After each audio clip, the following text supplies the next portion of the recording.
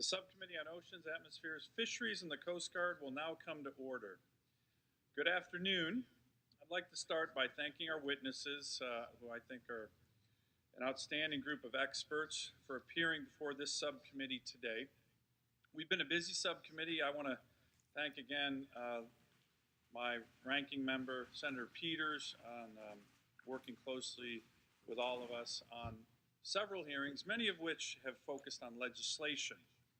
This is actually one of our first oversight hearings. Today we will examine the National Ocean Policy, which was established by executive order in 2010 with questionable statutory authority. Despite its good intentions, the National Ocean Policy does little to help the management of our oceans, but may do harm by adding layers of federal bureaucracy that undermine already effective legislation and statutory programs covering our oceans. As one of Alaska's senators, I care deeply about America's oceans and marine resources. My state, for example, is negatively impacted more than many others, more than pretty much all others, by ocean pollution and ocean debris, which is one of the reasons we had a strong bipartisan bill called the Save Our Seas Act that passed not only this committee, but the entire Senate, and is waiting action in the House that addresses the important issue of ocean pollution and ocean debris. Alaskans have a symbiotic relationship with their oceans and marine life, and more so than any other state, rely on the health and sustainability of our oceans and the resources within them. While the National Ocean Policy's roots can be traced to Bush-era policy recommendations, its current form is drastically larger in scope and features unwieldy regulations. The policy establishes a top-down management structure based on coastal and marine spatial planning that has the potential to significantly impact a wide range of economic sectors, including commercial and recreational fishing, which are critical to my state, inland agriculture, maritime commerce, and energy development. Congress recognized the problematic nature of the National Ocean Policy when similar attempts and schemes in legislation failed to advance in 4 consecutive Congresses under both Democrat and Republican majorities. Among the concerning characteristics of the executive agency advancement of national ocean policy is the concept of zoning our oceans. The architects of the policy maintain this process is designated and designed to unite stakeholders with state, federal, and tribal partners to streamline decision-making. I think most of us would agree that's actually a very, very good idea. But the structure that we'll talk about, and you'll see here with regard to what this executive order actually looks like, might have the very opposite effect. The National Ocean Policy establishes 9 regional planning bodies composed of 27 federal agencies.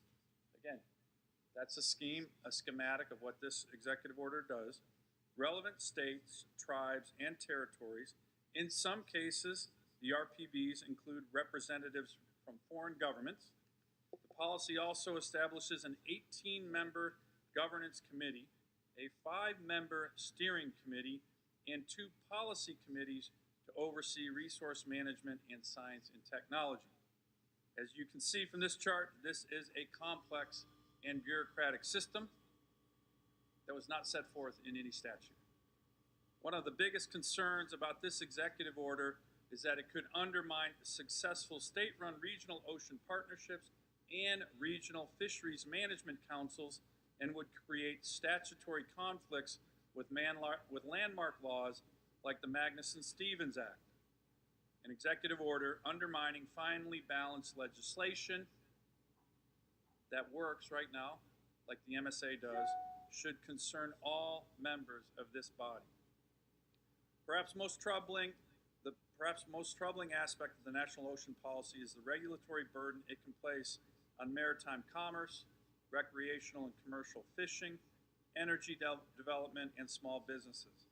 Not only could its national standards grind permitting processes to a halt, but would also make federal agencies vulnerable to costly lawsuits. This is particularly troubling when you consider that these regulations will also impact inland areas, not just oceans and coastlines. The United States has a very strong record of sustainable management of our oceans and marine resources. While our system is not perfect, it remains the envy of the world. Undermining dysfunctional statutory structure by replacing it with an executive order with a top-down federal bureaucracy approach not authorized by Congress raises many concerning issues which will be the focus of today's hearing.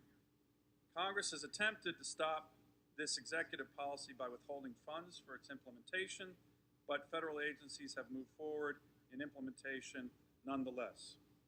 I do, however, want to make clear that there are some positive aspects about the National Ocean Policy. The National Ocean Policy, for example, has requirements to increase data sharing between agencies and promote invaluable science and research to better understand our oceans and marine resources. I believe that every member of this committee supports those important goals. Since I joined the Senate, these have been priorities of mine, and I believe should be a top priority of Congress and the executive branch. Today we will hear from some of the different user groups and communities most impacted by this policy.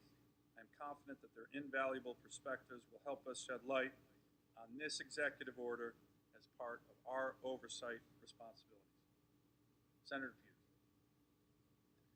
Thank you, Chairman Sullivan, and it's good to be with you again for another important hearing, and I look forward to hearing from our witnesses, and I want to take this opportunity to thank each of our witnesses for being here and for sharing your views on the state of ocean planning.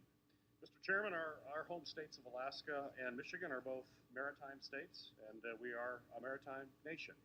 Our oceans and our Great Lakes are economic engines providing millions of Americans with jobs and income through fishing, tourism, shipping and energy, research, boating, and military and national security activities. In turn, the industries supporting these millions of jobs rely on healthy, functioning marine and freshwater ecosystems. Today's hearing is titled National Ocean Policy, but for good reason, I must add. The current National Ocean Policy explicitly recognizes the Great Lakes. The lakes hold a full 20% of the world's surface freshwater and are in the middle of one of the world's most productive agricultural areas. Recreational boaters and commercial freighters from around the world sail through the Great Lakes, and our fisheries alone support more than 75,000 jobs in the region.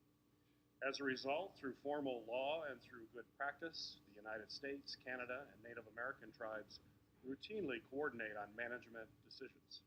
We recognize the lakes are a shared public resource as well as a national treasure, and by and large, we manage them that way. This coordination spans in scale from local agreements to formal treaties. By the way, Mr. Chairman, after our many hearings together considering the Magnuson-Stevenson Act, let me recommend our own Great Lakes Fishery Commission to you as a possible model for fisheries management practices.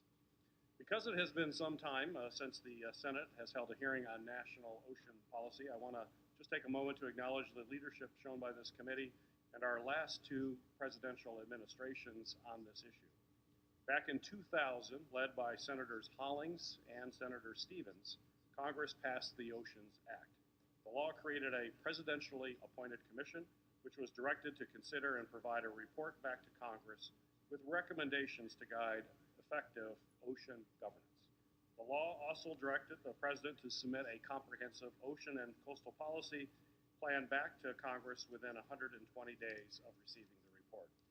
President Bush's administration did so through the Ocean Action Plan, and the president established a federal interagency coordination process by executive order.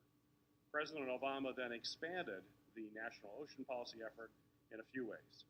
For example, proposing a new framework for maritime spatial planning to help inform and prioritize potentially competing ocean and coastal areas. President Bush's National Ocean Plan and his Great Lakes Executive Order led to the development of the very successful Great Lakes Restoration Initiative formalized during the Obama administration. The initiative, which brings together 15 federal agencies in addition to state and local partners, has provided federal support to over 3,500 projects to protect and restore the Great Lakes and have fundamentally transformed the region. I regret that we won't hear from any of the federal agencies or states involved with ocean planning today, as I certainly would have welcomed the opportunity to hear about some of the successes that have been achieved, as well as some of the lessons that have been learned. However, I've received letters from the Joint Ocean Commission Initiative, from several industry leaders, and from the Mid-Atlantic Regional Council on the Ocean. Mr. Chairman, I'd like to enter those records for the hearing record. Without objection. And again, I'd like to thank you, Mr. Chairman, for holding this hearing, and I look forward to hearing from our 4 witnesses today. Again, thank you for making the effort to be here. We look forward to your testimony. Great, and thank you, Senator Peters. And again, I appreciate all the cooperation that we've had on this subcommittee. I think it's been a very active subcommittee, and I look forward to our witnesses today. Today we do have, and I want to welcome a distinguished panel of experts, starting with Ms. Bonnie Brady, Executive Director of the Long Island Commercial Fishing Association, Mr. Christopher Gith, I'm saying that right? Did I get that right? Good, okay. Mr. Christopher Guth, Senior Vice President, Global Energy Institute, U.S. Chamber of Commerce, Mr. Daniel Keppen, Executive Director, Family Farm Alliance, and Ms. Kathy Medcalf, President and CEO of Shipping of America. You will each have 5 minutes to deliver an oral statement, and a longer written statement will be included in the record if you so desire. Ms. Brady, why don't we begin with you? Thank you very much. Chairman Sullivan, Ranking Member Peters, and members of the subcommittee, it is a great honor to be chosen to testify before you today. My name is Bonnie Brady, and I'm the Executive Director of the Long Island Commercial Fishing Association, which represents fishermen from all gear types throughout Long Island. From New York Harbor to Montauk Point, we are 118 miles long, with Long Island Sound to the north and the Atlantic Ocean on the south and east. 99% of all the seafood land in New York State comes off of the waters off of Long Island, and in 2016, it's just shy of 30 million pounds with just under $50 million. Long Island is home to 2 of the nation's top commercial fishing ports, Montauk and Shinnecock. It may not be I'm breaking from, but it's not one of the top 13 of the top 70 like yourself, Senator, because I was counting and looked, but for us, we consider it to be quite a task.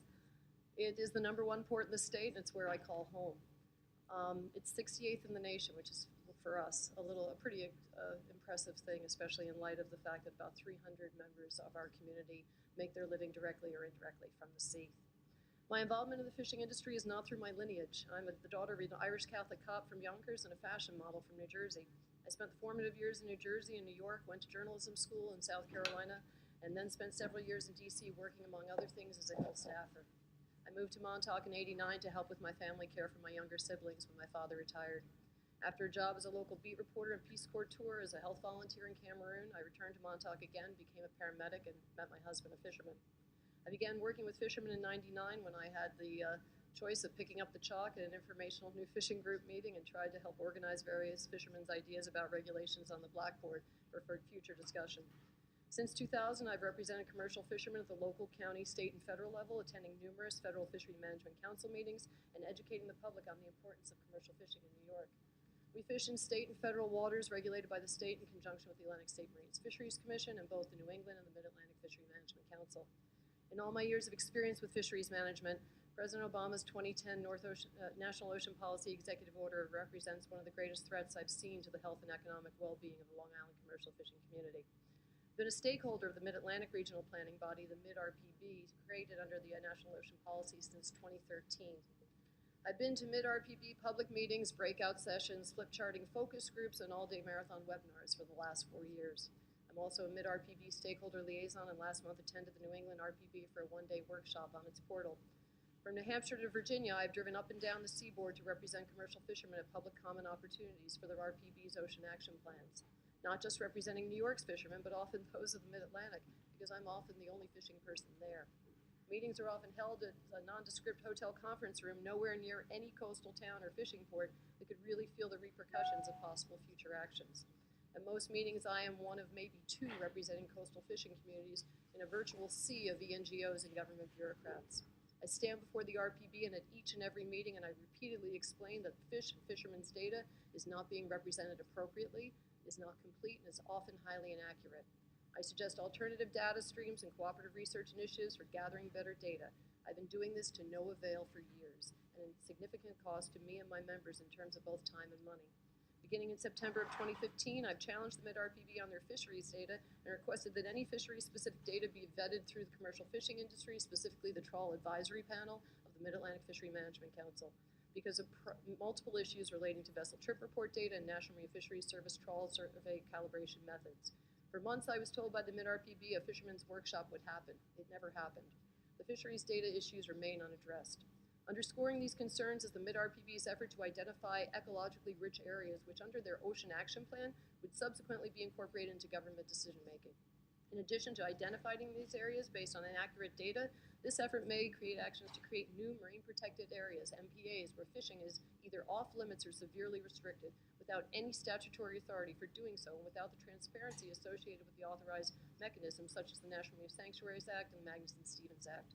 National Ocean Policy takes the statutory power of NMFS, NOAA, and the Fishery Management Councils and seeks to place it with the RPBs so that the Mid-RPB could falsely declare an area worthy of greater protection outside of these long-established and authorized processes. While the RPB states it's non-regulatory, the executive order and agency commitments make clear that this is in fact a body whose actions will have regulatory impacts. One of the many concerns is RPB discussion about possibly using these unauthorized plans to carry out elements of the Coastal Zone Management Act and impose new pre-application consultation requirements and the RPB's desire to favor certain uses over others to the detriment of commercial fishing. Also of significance, since at least 2008, the Gordon and Betty Moore Foundation has awarded copious grants to ENGOs in their efforts to push ecosystem-based management, coastal and marine spatial planning, and MPAs, in addition to the RPBs and the entire National Ocean Council plan. This includes funding for the RPB's activities until 2016. Groups like the Coastal State Stewardship, Urban Coast Institute, Stanford Woods Institute for the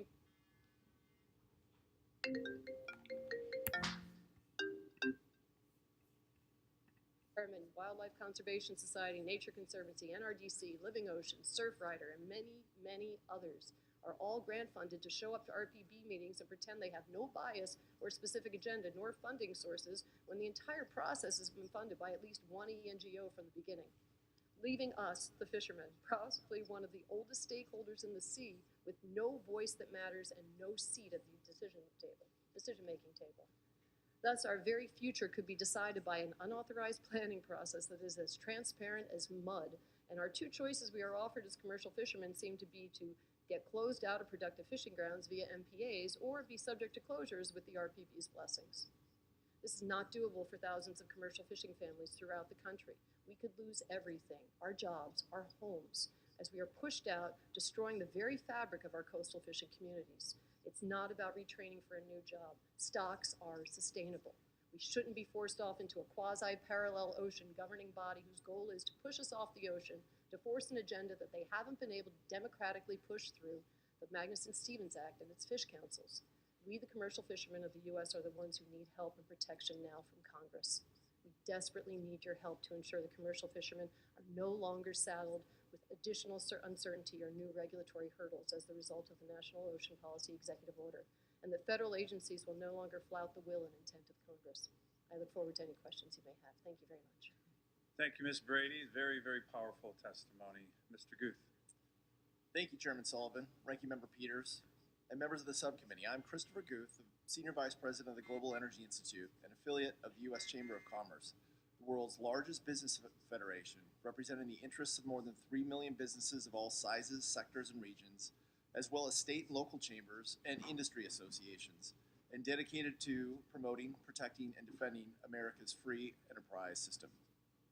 The business community views the National Ocean Policy as an unnecessary, bureaucratic, and unauthorized regulatory action that creates significant risk and uncertainty to both private and public sector investment and the regulatory processes already in place.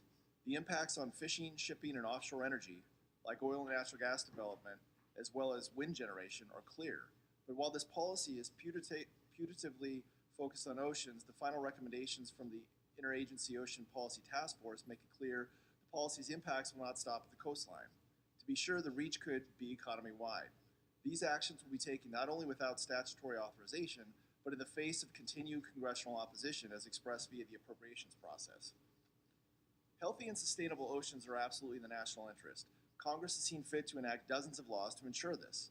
Together with hundreds of state laws, a framework has been created to do precisely what the National Ocean Policy ostensibly will do, but without legal authority.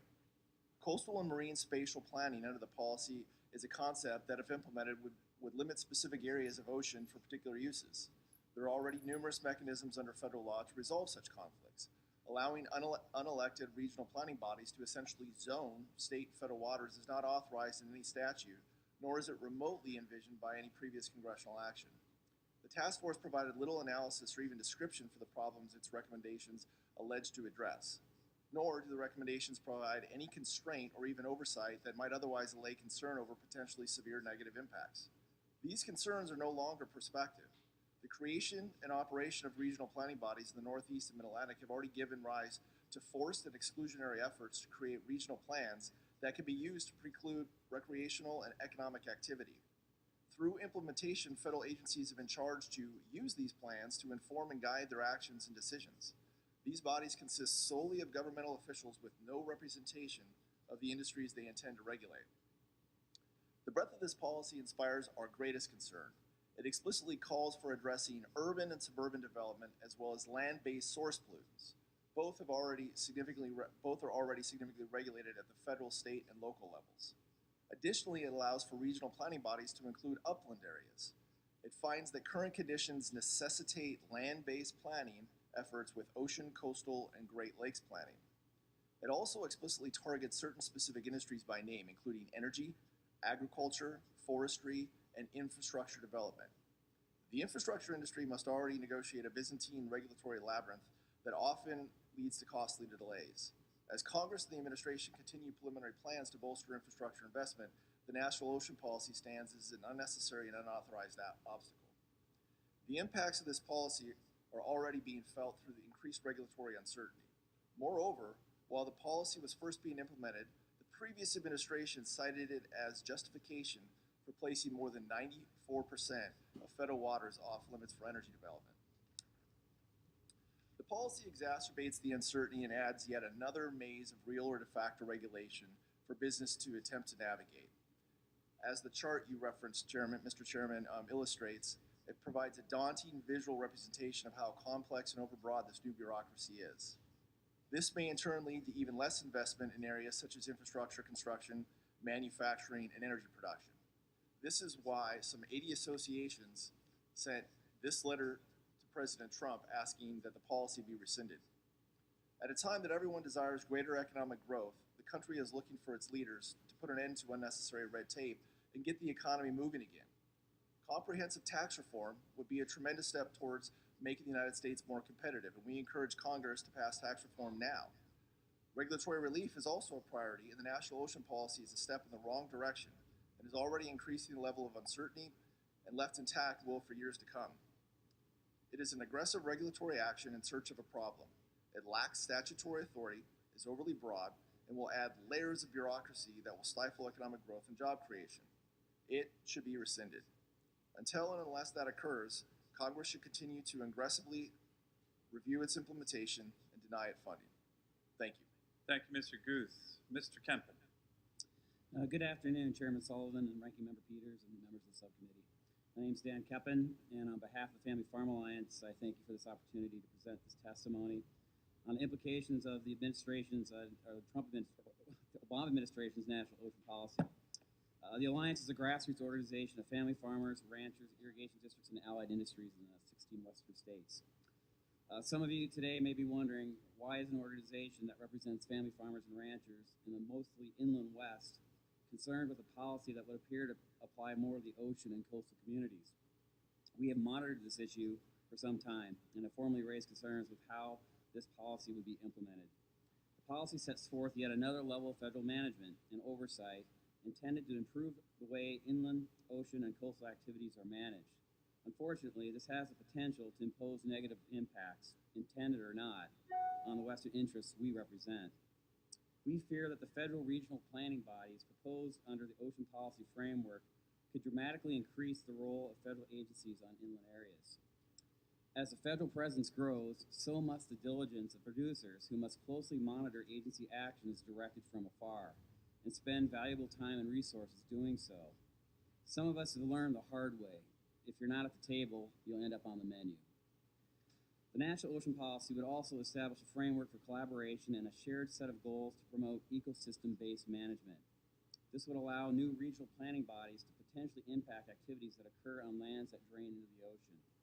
This objective involves vague and undefined goals and policies. We know from experience that these can be used by critics of irrigated agriculture as a basis for actions to stop or delay federally permitted activities. We believe the National Ocean Policy will affect already budget-strapped agencies that interact closely with Western agricultural irrigators. As federal budgets are further reduced or remain flat, it is unclear how much funding the agencies are taking from existing programs to develop and implement this initiative. Finally, we believe there's a high risk of unintended economic and societal consequences associated with implementing this policy. The National Ocean Policy creates the potential for unforeseen impacts to inland areas like agriculture. The family farmers and ranchers we represent are part of a $172 billion contribution that Western irrigated agriculture makes to our economy every year. Our producers also contribute to a luxury all our nation's citizens enjoy, spending less of their disposable income on food than anywhere else on the planet. Consumer spending drives economies. Inexpensive, safe food helps drive consumer spending. We must move away from spending federal funds to support new bureaucracies and procedures that could lead to further uncertainty, restrictions, and delays in food production. Instead, taxpayer dollars should be allocated to existing and proven entities, programs, and activities that have already been authorized. Given these concerns, we believe the federal government should vacate the existing executive order. Instead, stakeholders should be engaged to ensure effective, transparent, and beneficial ocean policies under existing statutory frameworks. The government should only support policies that enable us to maximize our nation's economic and societal benefits from our oceans. We must avoid unnecessary duplication and confusion. The Family Farm Alliance and the farmers and water management organizations we work with are willing to implement pragmatic actions. They seek to find a sustainable balance of environmental protection and economic prosperity. Farmers are producers. When they set out to do something, their mindset is to get results, to get something done, and generate a tangible output for their efforts. That is why farmers and ranchers and certain constructive environmental groups work so well together. Our organization seeks to collaborate with those groups that also seek positive results as an objective. The foundation for some true collaborative solutions will be driven from the constructive center. This approach steers away from the conflict that can ensue between new regulatory outreach and grassroots activism intended to resist any changes to existing environmental and natural resource laws, regulations, and policies. We don't need to create new processes and planning groups to tackle pressing marine challenges. Instead, existing collaborative programs that have proven successful should be given emphasis and perhaps be used as templates to duplicate that success elsewhere. American farmers and ranchers for generations have grown food and fiber for the world. We will have to muster even more innovation to continue to meet this critical challenge. That innovation must be encouraged by our government rather than stifled with new federal regulations and uncertainty over water supplies for irrigated farms and ranches in the rural West. We welcome your leadership to help make that possible. We're pleased that your subcommittee is paying attention and providing this opportunity to voice our concerns. Thank you for the chance to provide this testimony today. Thank you, Ms. Kempen. Ms. Medcat. Thank you, Mr. Chairman. Thank you for the opportunity to testify. Ranking Member Peters, members of the subcommittee. I'm going to take 15 seconds and do something that some of your public affairs people would cringe at, and that is throw my notes behind me. Because I'm sitting here listening to the other testimony, and I'm beginning to realize that we all don't disagree that much. That there's a concept at play here, a need for collaboration and coordination in making decisions affecting potentially conflicting ocean users. But I have to do a little bit of the formal thing. So, my name is Kathy Metcalf. I'm the president and CEO of the Chamber of Shipping of America. I have sailed afloat as a deck officer. I have worked over the last 40 years in the maritime industry. I am proud to lead the Chamber, and our Chamber is made up of a number of members that own, operate, and charter ocean-going vessels of a variety of types. We conduct operations throughout the United States, including Senator Peters, the Great Lakes. Our focus is not only on assisting our members on what they have to do today to comply, but what they will have to do tomorrow to comply or to become or maintain the position of being good environmental citizens. Shipping is the global engine for trade, handling almost 80% of U.S. imports and exports, valued at over $1 trillion. 13 million jobs, 14.4 billion in GDP. But the national ocean policy, from our perspective, at its core, is about good governance. I looked at that diagram and I wanted to run for the hills. But I've also seen a diagram of the federal government that doesn't look all that different. The government that already exists within the executive branch. And it's that part of the executive branch that needs to be compelled to work together to make decisions that are smart for America, smart for the marine environment, and smart for ocean users. As you indicated, this is not a bipartisan issue, nor should it be. It was initiated with the second Bush administration. It became a little more formalized, or a lot more formalized, with the Obama administration. So our plea to you today is, please don't throw the baby out with the bathwater. There are good pieces of the National Ocean Plan that need to be kept. And the concerns of my colleague witnesses here need to be looked at and seriously evaluated and measures taken to prevent that. In my written testimony, I indicated we had concerns with it. What happens to the regional planning bodies when they make some sort of a decision or some sort of a recommendation? Where does that actually go? Does it become new state regulations, which from an international shipping perspective, we can't afford? We trade through all the United States, the coastal United States. We can't have different regulations in every state of which we visit. And now I have thrown the notes out, so my colleagues behind me are probably about ready to fall off their chair. The National Ocean Policy encompasses a lot of issues. And where we engage and we found the most beneficial is the use of ocean planning as a tool to address priorities. The data portal, for instance, is an invaluable set of data for those of the shipping industry, and as it is built upon and hopefully problem data is corrected with more accurate data, we can have a system that people can use to make informed decisions. We value this approach to good governance. The Coast Guard themselves has indicated the need for good marine spatial planning for the purposes of maritime security and maritime stewardship. Poor planning and lack of consideration for navigational safety has a potential to impact all of our values. Regional ocean planning is not about new regulations, but it's about helping the federal and state agencies do the jobs you've given them in already existing statutes. My colleague, Director of Maritime Affairs, has worked with the Northeast and the Mid-Atlantic, and we have found positive developments there. We still have concerns about what happens to these decisions, and that needs to be clarified. It needs to be made clear that these just not go off into some other legal stratosphere and then suddenly become detriments to the operation of the industries that use the world's oceans. In closing, I hope this subcommittee will allow industries to continue to work with federal agencies and states within this format or some revised format. Without it, we will be limited in our ability to adapt to the complex and rapidly changing maritime domain. And I might add, I've got some really good examples of where coordination and collaboration have worked very well.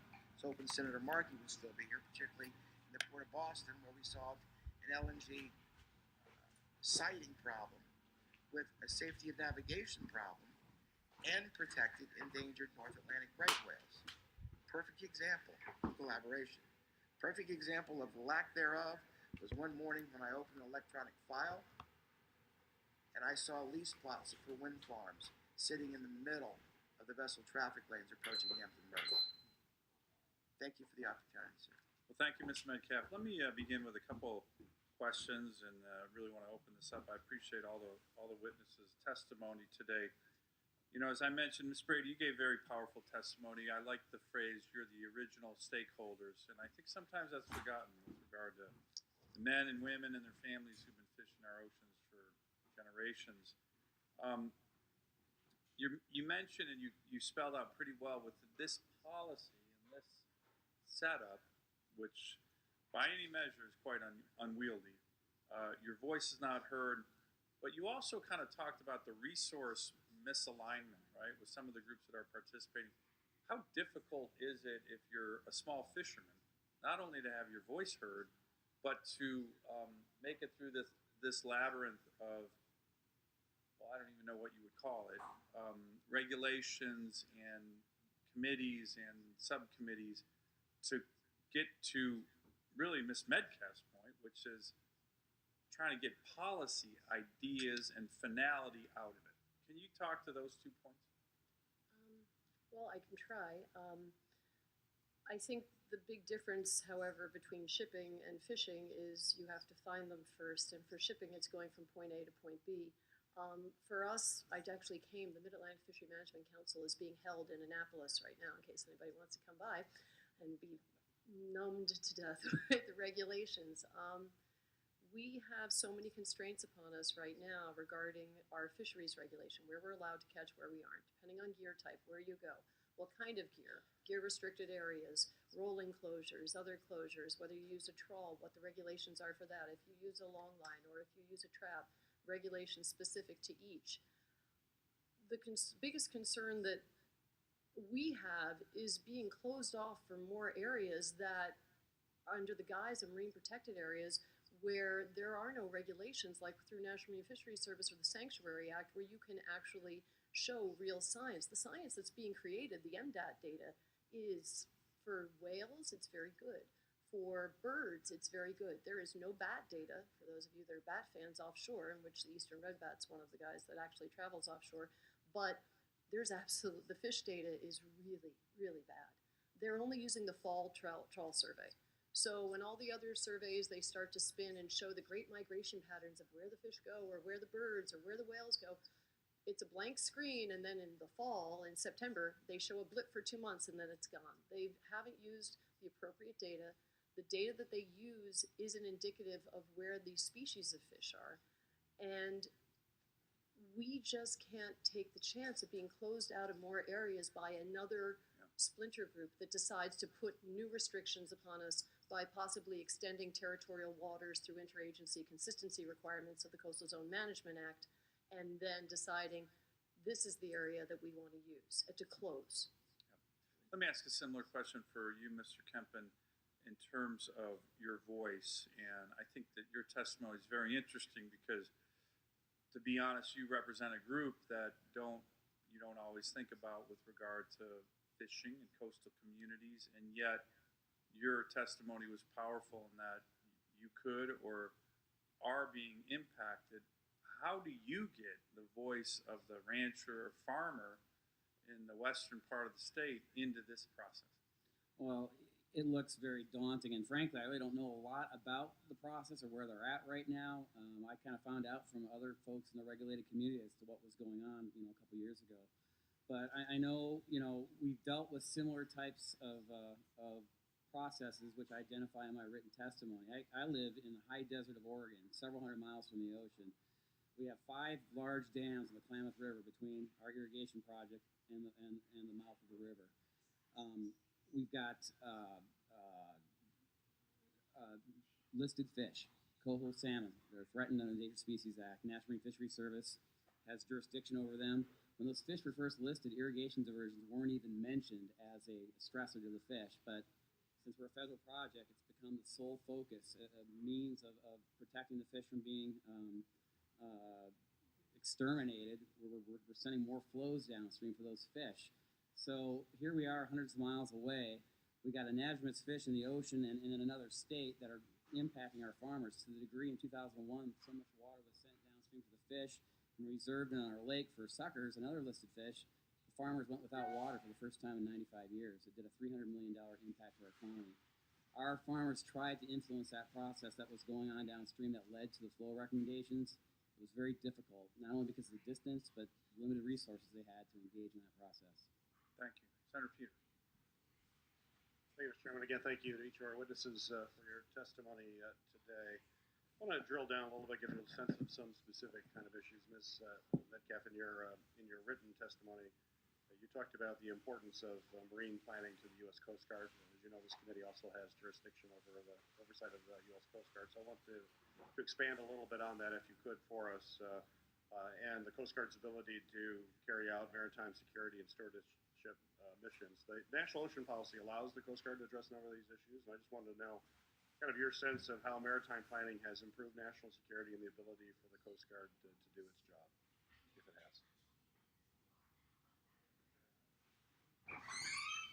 I'll answer on the Chamber's behalf, and hopefully we'll do what the Coast Guard will respond as well. But your perspective would be helpful. Marine spatial planning, as you know, is locating and siting activities on the oceans and the coastal waters. And to be able to know what's there and when it's there and in what densities is very important to us, particularly in shipping, for the purposes of safe navigation. It's also important to the Coast Guard to know where ships are and who those ships are. So not only does marine spatial planning assist in the marine stewardship piece of the Coast Guard, safe and environmentally responsible operations of vessels, but it also provides them a maritime security perspective and additional data that allows them to evaluate any potential threats that may be coming in from the water side. Good, thank you.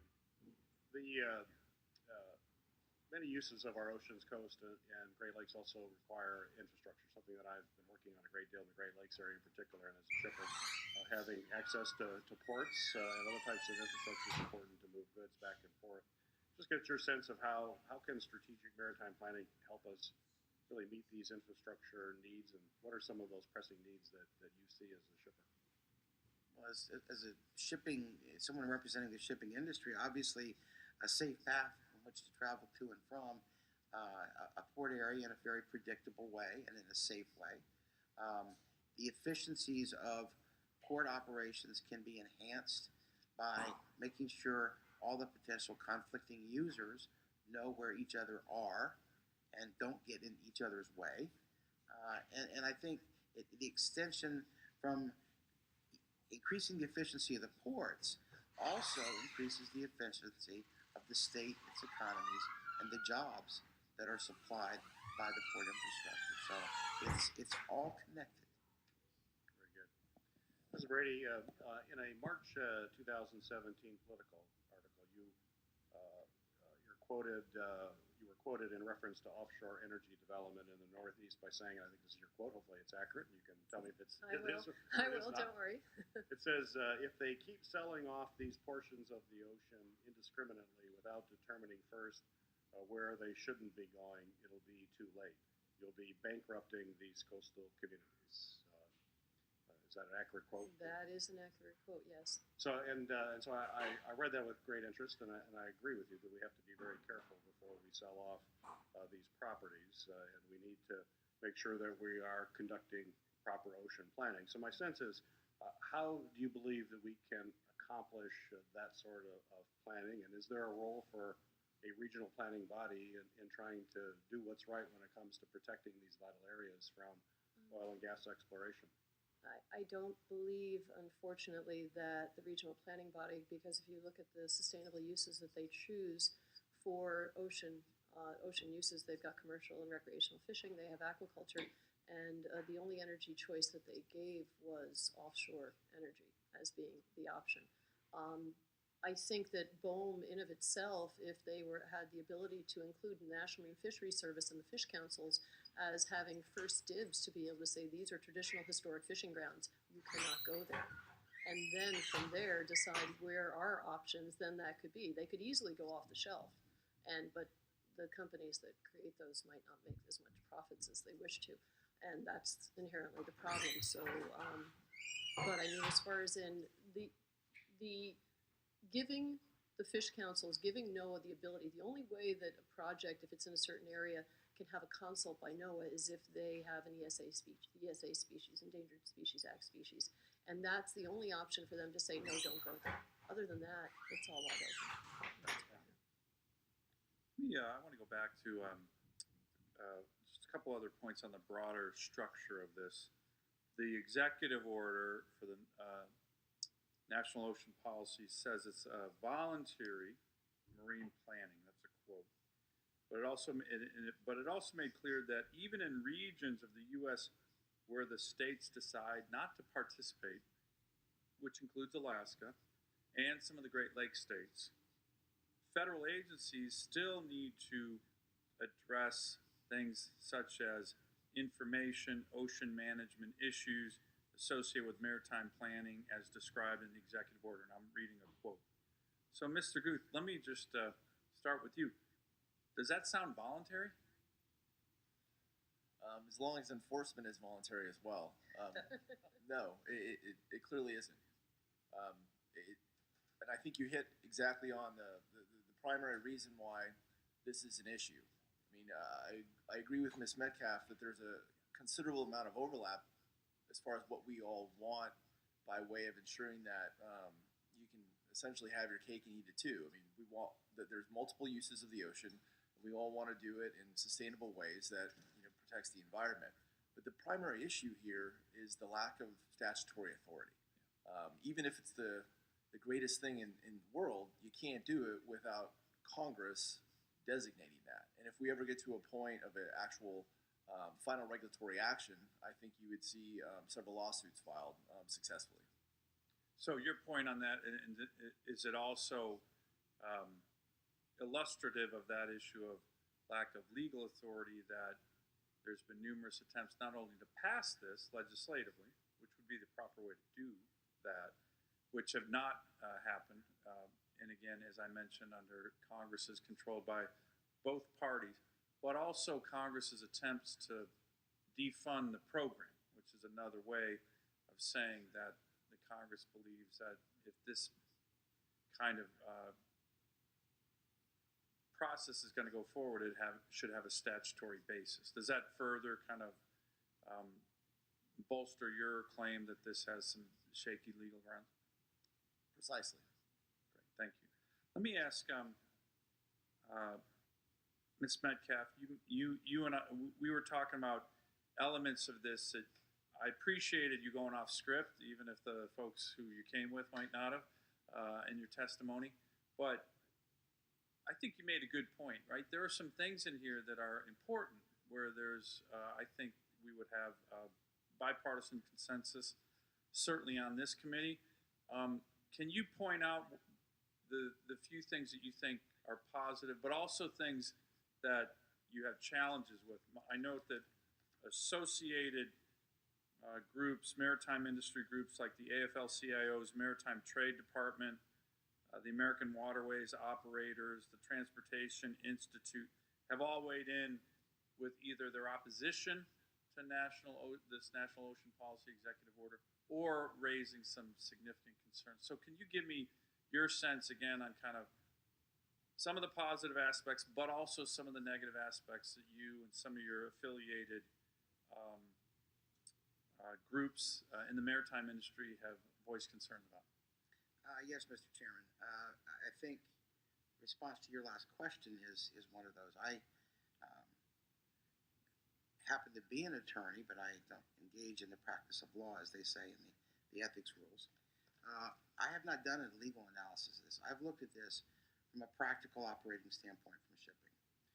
And so I am not in a position to suggest that there are lawsuits or other legal action that would be warranted, although I certainly defer to my colleague that's so stated. We look at the National Ocean Policy not as a new bunch of requirements, but as a formative tool to help the agencies do the jobs you have already given them in existing statutes. They all have responsibilities, but sometimes the sandbox either gets too crowded or people are too cranky and the coordination does not happen that should. So the positive part of this is the urge to have bodies not hidden behind closed doors, and that has been some of the concerns we have voiced in our in written testimony, as a matter of fact, is What happens? What's the process? Rather than to, in the full sunlight, say this is a process to make agencies with their responsibilities from Congress already established do it better, do it more efficiently. So the negative side is the uncertainty associated with some of the provisions in there. I was astonished, quite frankly, because when my colleague from the Farm Alliance Bureau, I'm going, what does this have to do with the national ocean policy? Yeah. And then I see this language in here that some, I guess, smart text drafter threw in that potentially brings in the inland waterways and heavens to bid all the way up in the mountains. And it's the national ocean policy, folks. It's not the national, let's do all the environmental litigation, or not litigation, but regulation we can by taking advantage of a process that was not intended to do that. Yeah. So that's a very good point. And that's why I think having Mr. Keppen here is it's powerful, because, like I mentioned earlier, it's not what you normally would anticipate on such a hearing, but I think it just gives you the sense of the expansiveness of this. Let me end with one final question. I'll just pose it to each of the panelists. As I've mentioned, we're trying to do this in terms of oversight. Some of you have recommended, hey, we need to start over again, particularly because of legal aspects that look dubious, or because it's just almost an end around to existing statutory authority, such as the Magnuson-Stevens Act. And I know, Ms. Brady, you're here for the council process in Annapolis, but that is a well-established process set up by statute that I think, although not without some controversy, has done a good job over the decades bringing public input in to help us manage our fisheries in the most sustainable way. Everybody wants to do that. Everybody on this committee wants to do that. I just ask for each of you to close with your thoughts on what you see as kind of the most egregious aspect of this, but then also, again, trying to get a balance here if there are any positive elements that, as we're looking at new legislation, for example, the reauthorization of Magnuson-Stevens, we've had several hearings on that already. What would be something that could be possibly viewed as positive from here that we could put in statutory form that could maybe help advance what we all want, which is clean oceans, sustainable fisheries, the ability to use all the resources in the oceans in an environmentally sensitive way, including energy, which is very important in my state. So if we can end with just all of your thoughts on those 2 points, that would be helpful. We'll start with you, Ms. Brady. I was hoping I'd be last this time. Let's see. I will slightly disagree. I like the baby to be tossed out with that bathwater completely. Send the baby in the bath right downstream. Okay. The most egregious is the fear of having additional closures. Yeah. I mean, we are being... with a process that's very hard to understand. With a process that has ulterior motives. And if you can't put it in through law and have it pass, go through the council process, go through the scientific process of proving that something is of such a value that it needs extra protection, that is the council process, and create an alternative pathway to getting it done. Great. That's the problem. That's powerful. As far as in what we would keep from it, can you get back to me? Sure, you can submit. You can think about that and submit that for the record. And if you don't have anything positive, then that's also an answer. I think everyone should do the jobs that already exist. You know, the fact that they have to get together in a room and hang out and chat and have great lunch together and have this idea that should already be going on, and it isn't. Yeah. But to create a new policy that has multi-sequelae, that's none of it's good for us in the fishing industry. This is not the way. Send it downstream. Okay. Thank you. Mr. Guth. As I stated in my testimony, I mean, first and foremost, the breadth. I think we're all in agreement. We just established that reaching to the Continental Divide or inland Alaska is not where ocean policy should start. Uncertainty is very real. Yeah. I mean, the inability to make plans, especially when you're talking about multi-million or billion-dollar investments, knowing how that is to be navigated and what the repercussions are going to be. And then ultimately the risk.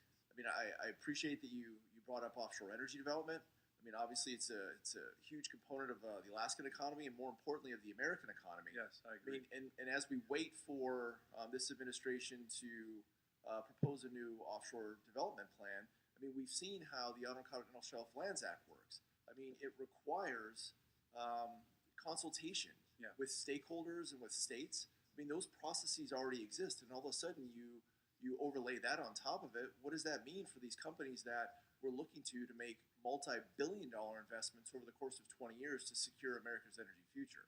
Who knows?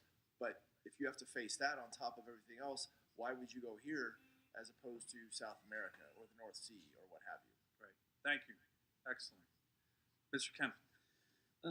I think it's just, again, it's the uncertainty and the breadth of it all. I think a lot of our folks really took some offense to the makeup of these regional bodies. They're all federal agencies. There's some tribal interests in there, but there's no opportunities for the producers to have any say, and why is that? I guess I can't, there's not a lot about the overall policy that I'm really keen on, but I just think maybe this is an opportunity. I think, like you, it needs to be vacated, but use this opportunity to draw attention to the issue and really try to find ways to underscore what existing programs are doing and try to make those more transparent and effective. Great. Ms. Metcalf. Thank you, Chairman. I'm not prepared to suggest vacation of this. If that's the process that allows us a clean slate to take the good things out of the current policy and start anew, Yeah. then fine. I will leave it to the professionals here up on Capitol Hill to decide how that's best done. But we cannot throw the good aspects of this out. We've come too far with the coordination and the collaboration. I do take notice, though, that the different ocean users have very different perspectives on this, particularly, the offshore, the fishing, and heaven forbid how you got involved here. I'm sorry, but so some sort of a federal level ocean council committee that oversees this process. It's no new statutory requirements. It's an attempt to coordinate activities and reduce the ambiguity in the current plan. Clarify that no, we're not going to go to the Rocky Mountains with the National Ocean Plan. Get rid of some of the overreaching that seems to have been slidden into the text of the plan, and make sure that it is never going to be a tool for mischief for those that can't get what they want through the transparency of the legislative process. Excellent. Thank you. Senator Blumenthal. Thank you. Thanks, Mr. Chairman. Thanks for holding this excellent hearing. I want to focus on the National Ocean Policy and its impact on shipping, particularly in the medium-sized ports like Bridgeport, New Haven, and New London.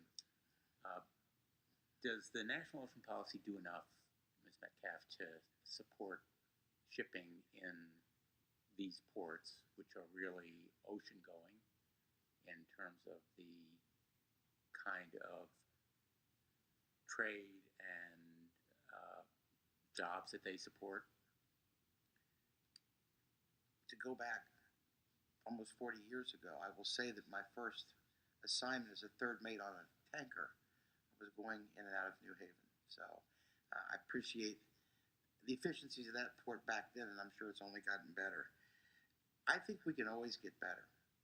I can tell you that the ports of New Haven and some of the smaller northeastern ports, but very important ports, such as the ones in your state, can always be made better, because remembering that Long Island Sound, much like the Great Lakes, I'm sorry the senator from Michigan had to leave, but the more enclosed your space is, the more important it is to identify ocean user conflicts. And so we can more logically wade through the problems. And I would hope that the example that Ms. Brady provided gave me some pause, because this should never be about choosing one user over another. It should be about coordinating use among all the users. And so the answer, that was a long answer to the question. Yes, I think the National Ocean Policy and the principles for coordination and collaboration can help any port, but especially those that are in more constrained waterways. And dredging probably is important for those ports. Dredging is really important. Yes, sir. Let me ask you, Ms. Brady, in terms of, once again, going to the fishing industry in Connecticut, I know you're a strong supporter. The mishmash of supposed oversight and supervision. And you don't need your eyeglasses because seeing it won't make it any more understandable. Great.